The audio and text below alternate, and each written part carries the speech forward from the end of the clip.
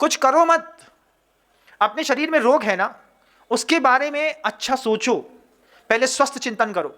घर के अंदर कभी देखिएगा आपको बहुत ज़्यादा कफ हो गया है, सर्दी खांसी हो गई है, आप 3 दिन से 4 दिन से 5 दिन से खो कर रहे हैं, नाक बहाए जा रहे हैं, बिल्कुल बढ़िया जमी हुई क्रीमी मलाई नाक से बाहर निकल रही है, आप करे जा रहे हैं, छींके जा रहे हैं, जहां देखो वहां बिखराते हैं गली गली।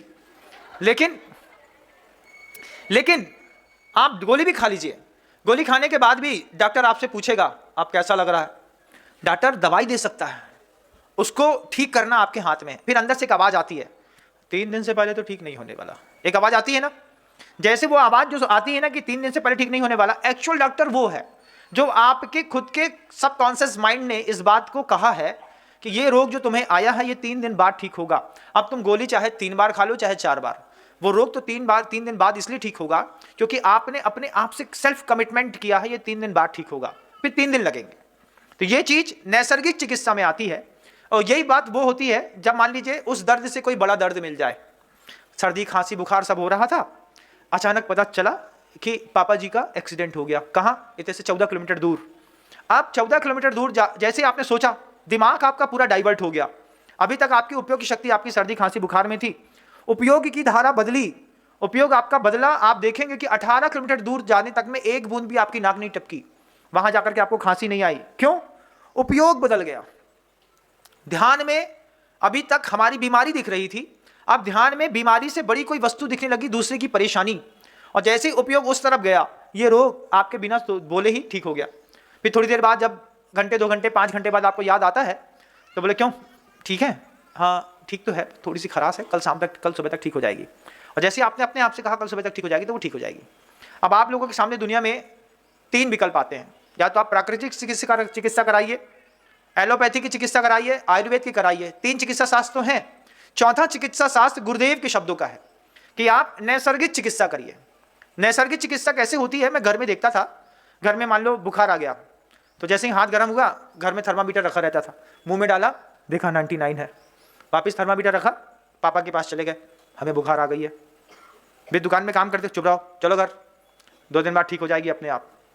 हमने कहा अपने आप कैसे ठीक हो जाएगी भाई, बुखार आई है, इसका गोली खानी पड़ती है, इसको गोली खा के ठीक होता है, 2 दिन बाद ठीक हो जाएगा, घर चलो कोई दवाई नहीं।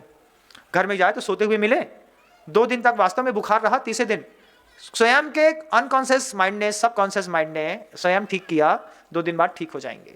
बड़ों को पता रहती है ये बात, आप भी बड़े हो गए हैं, लेकिन अब आपको ये पता नहीं है बात कि इतिश चिंता मणि दिव्य इति पिण्याग खंडकम ध्यानेन चेदुबे लभ्ये क्वाद्रियांताम विवेकना। उसी वक्त अच्छा सोचने पर अच्छा मिल सकता है, उसी वक्त गलत सोचने पर हम गलत प्राप्त कर सकते हैं। दिक्कत बस इस बात की है कि हम अपने साथ गलत क्यों सोचते हैं। मैं आपको आपके परिवार के बारे में नहीं बोल रहा हूं, मैं आपसे कह रहा हूं आप अपने शरीर के बारे में गलत क्यों सोचते हैं।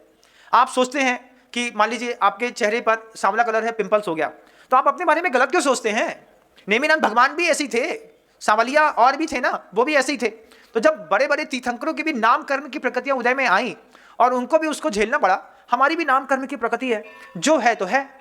ऐसा भी सोचेंगे तो भी बहुत अच्छे से जी सकते हैं।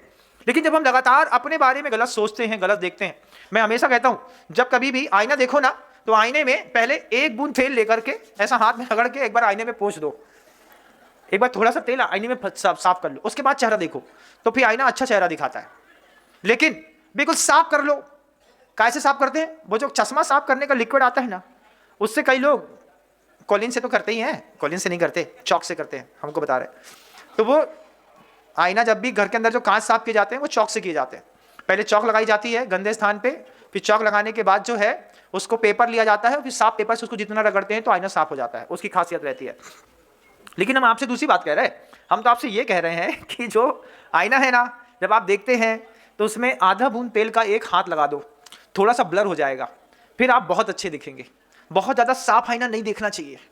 बहुत साफ आईना देखने पर आपके अंदर का वो जो उदासी है वो खुद ही को चेहरा देख करके आ जाएगी। बोले भगवान कैसी नाक बनाई है, इतने से ऐसी उठी है, अभी को नीची करें, फिर छोटी छोटी चीज़ें दिखती हैं। आँख कैसी अंदर घुस गई हैं, जैसे चुड़ैल की डुकरिया टाइप की होती हैं। अब उसके लिए क्या करें?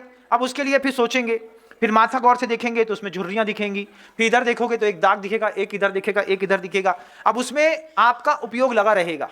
इससे अच्छा है क्या करें, एक थोड़ा सा तेल का पोछा मार दो, सब सही दिख रहा है, अब कुछ नहीं करना, सामने वाले को जो दिखता है तो दिखता रहे। जो लोग गुरुजी कहते थे इस बात को, गुरुजी कहते थे कुछ लोग होते हैं अपने आप को बढ़िया बनाने के लिए दिमाग चमकाते हैं, कुछ लोग चेहरा। तो आपकी अगर दिमाग चमकाने वालों में गिनती है तब तो बहुत अच्छी बात, लेकिन अगर चेहरा चमकाने वालों में गिनती है तो फिर एक बार सोचना चाहिए। दूसरी बात और भी कहूँगा, उदासी लंग्स को खराब कर देती है। आपका जिद्दीपना जो होता है वो आपके घुटने के दर्द को खराब, मतलब घुटने का दर्द कर लेता है। फिर एक कंट्रोल फ्री लाइफ स्टाइल और होती है। घर का व्यक्ति घर के प्रत्येक व्यक्ति को कंट्रोल करना चाहता है लगातार। वे हमारी बात नहीं माने, कैसे नहीं माने, हम देख ले हैं उनको। तो वो आदमी घर के अंदर जो है ना गुंडागर्दी पे उतारू होता है। कैसे गुंडागर्दी करेगा? घर के अंदर सब कोई बैठे रहे होंगे, जानते हैं पत्नी को सबके सामने तो तेज बोल सकते हैं, कमरे में भले नहीं तेज बोल पाए, कमरे में सबके सामने तो तेज बोल सकते हैं। तो बस लगा वहां पे चिल्लाने और शुरू होने में। तो कुछ लोग ऐसे होते हैं जिनकी आदत होती है वो पूरे के पूरे घर के प्रत्येक पर्सन को कंट्रोल करना चाहते हैं। और कई बार ये फोबिया छोटे में आ जाता है। मतलब मान लीजिए 4 भैया हैं, अब 4 भैया में से तीसरे नंबर का कोई भैया निकल गया, चौथे नंबर का भैया निकल गया, बड़े सीधे निकल गए, मंझले सीधे निकल गए, संजले सीधे निकल गए, छोटा एड़ा निकल गया। अब वो जो एड़ा है वो क्या बोलता है, हम सबको कंट्रोल करेंगे। और जैसे भी कंट्रोल करने की कोशिश करते हैं और जब लोग कंट्रोल में नहीं आते हैं, तो जब आप लगातार अपने घर को एक एक सदस्य को कंट्रोल करने की कोशिश करेंगे और आप बच्चे आपके कंट्रोल में नहीं आएंगे, क्योंकि हर जनरेशन आपकी जैसी सोचती नहीं है। कुछ लोगों को आपकी आंख से डर लगता है, कुछ लोगों को आपकी आंखें गटर लगती है मैंने जो कछु नहीं है, जब गोल गोल चना जैसे दिखाएंगे थोड़ी देर में निकल देंगे। जब कोई आपको भड़ा के भाव नहीं पूछता घर के अंदर, तब आपको कैसा लगता है, इसको हमारे गुस्से का फर्क ही नहीं पड़ता है। ऐसे लोगों को थायराइड बढ़ता चला जाता है। ऐसे लोगों को थायराइड जितना बढ़ेगा, और थायराइड के साथ साथ ही पेट की दिक्कतें भी ऐसे लोगों को बढ़ती हैं जो लगातार कंट्रोल करने के लिए लगे रहते हैं। फिर गुरुजी वही बात कहते हैं, ध्यान चेतुबे लब्बे। ध्यान के माध्यम से आप जितना अच्छा अपनी जिंदगी का कर सकते हैं करने का प्रयास करिए। अपने बारे में अच्छा सोचिए। किसी और की बात ही नहीं कर रहा हूं मैं आज, ना मैं भगवान की बात कर रहा हूं, ना मैं आपके परिवार के दूसरे सदस्य की बात कर रहा हूं, ना मैं पड़ोसी की बात कर रहा हूं, ना समाज की बात कर रहा हूं, ना अपनों की बात कर रहा हूं। मैं बस आपसे इस बात की बात कर रहा हूं कि आप कृपा करके अपने बारे में अच्छा सोचिए, क्योंकि आपकी जिन शासन को बहुत जरूरत है। आप रहेंगे तो धर्म रहेगा, आप रहेंगे तो महावीर जयंतियां रहेंगी, पर्युषण पर्व रहेंगे, मुनिराज के पड़गाहन के पावन पवित्र दृश्य रहेंगे। आप रहेंगे तो संबित शिखर जी रहेगा, आप रहेंगे तो गिरनार जी रहेगा, आप रहेंगे तो जिन शासन के साधु रहेंगे, आप रहेंगे तो ये बड़े बड़े जिनालय रहेंगे, आप रहेंगे तो क्या नहीं रहेगा।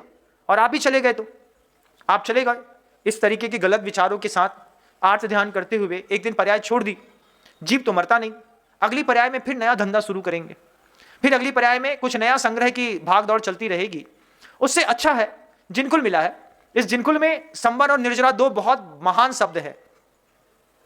इन 2 शब्दों में जीने की कोशिश तो करके देखिए ना, कि मुझे दिन में 1 घंटा निर्जरा स्थान बनाना है, सिर्फ 1 घंटा, ज़्यादा नहीं। 1 घंटा निर्जरा स्थान कैसे बनाना है?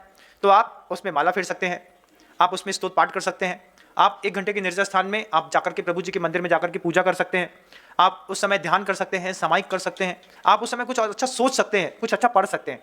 1 घंटे का निर्जरा स्थान, 1 घंटे का संवर, ऐसा भी कल्पना करके अगर जिंदगी को थोड़ा और व्यवस्थित तरीके से डिवाइड किया, आपको लगेगा कि गृहस्थी भी कम लाजवाब नहीं है, उसकी भी खूबसूरती बहुत अच्छी है। लेकिन उसकी खूबसूरती बदसूरती में तब बदलती है जब घर के अंदर हर चीज रहती है लेकिन धर्म नहीं रहता। आचार्य श्री जी ने एक बात बहुत अच्छी बात कही थी। गुरुदेव कहते थे कि टीवी में जितने भी दृश्य दिखाई देते हैं, उस दृश्य को देख करके आपके मन के अंदर सच्चे भाव पैदा होते हैं। दृश्य झूठा, भाव सच्चा, कंट्रोवर्सी है। टीवी में जितना भी दिखाया जाता है सब झूठ दिखाया जाता है, एड में जितना दिखाया जाता है सब सही दिखाया जाता है, झूठ दिखाया जाता है। जो एड में पिज्जा होता है ना तुम्हारा, उसमें लाल कलर पोत देते हैं, टमाटर भी दिखाते हैं ना एड में, उसमें भी लाल कलर पोत करके दिखाते हैं। रियलिटी देखिएगा।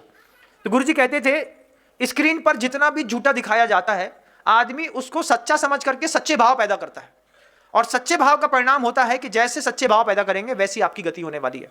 और दुनिया में जितना भी सच दिखाया जाता है, रियलिटी की दुनिया तो बस यही है जो हम और आप सामने बैठ करके देख रहे हैं।